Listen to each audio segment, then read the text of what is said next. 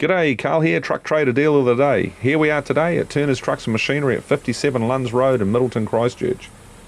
Okay, here we have a 2009 Iveco Strallis 8x4 tractor unit. This rig is an average condition going concern that has had the best part of $30,000 of COF compliance work completed on it, as advised by the vendor. The rig when new was well thought out and set up with all the necessary equipment to get the task done.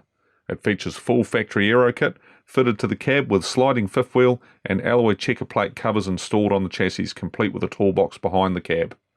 Other features on this unit include diff lock and cross locks with EBS and exhaust brakes. This is an honest truck that has a solid work history. However, with some TLC, the unit offers the right specs to get back out on the road and get the job done. So for more details on this unit, check out the listing details here or give the team here at Turners Trucks and Machinery in Christchurch a call right now to arrange a viewing and a test drive.